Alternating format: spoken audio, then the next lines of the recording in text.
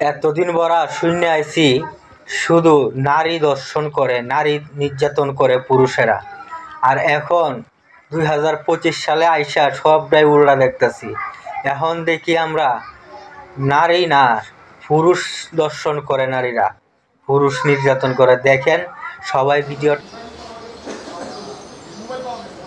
হাত পা বেঁধে এক পুরুষকে শারীরিকভাবে নির্যাতন করছে দুই নারী। কখনো চাবুকের আঘাত, আবার কখনো বা হাই হিল ও বুট জুতা দিয়ে আঘাত করতে দেখা যায়। তীব্র ব্যথায় পুরুষের কণ্ঠ থেকে বের হয় চিৎকার চেঁচামেচি, আর এভাবেই মেটানো হয় বিকৃত যৌন তৃপ্তি।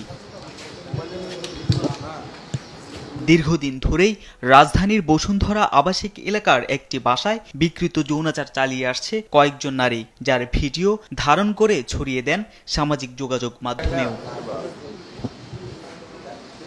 অবশেষে ছদ্মবেশে অভিযান চালিয়ে এই চক্রের দুই নারী সদস্যকে আটক করে ভাটারা থানা পুলিশ। বুধবার রাতে গোপন সংবাদের ভিত্তিতে বসুন্ধরা আবাসিক এলাকার জি ব্লকের একটি বাসা থেকে শিখা ও জারা নামে ওই দুই নারীকে আটক করা হয়। উদ্ধার করা হয় চাবুক, বিশেষ পোশাক সহ হাই হিল ও বুট জুতা। দীর্ঘদিন যাবৎ আমরা একটা শুনতে পাচ্ছি যে একটা বিকৃত যৌনাচারের একটা কার্যক্রম চলতেছে আমার এলাকায়। গোপন সংবাদের ভিত্তিতে উক্ত স্থানে যাই, যাওয়ার পরে গিয়ে আমরা ওইখানে গিয়ে ঘটনাস্থলে দুইজন মেয়েকে পাই এবং তাদের সঙ্গে পরিধীয় কিছু বস্ত্রাদি পাই, যেটা ধরা দীর্ঘদিন যাবৎ বিকৃত যৌনাচার কার্যক্রম চালাচ্ছে এবং একটা চাবুকও ছিল। এটা এক ধরনের বিজনেস, যেটা ইংরেজিতে বলা হয় BDSM।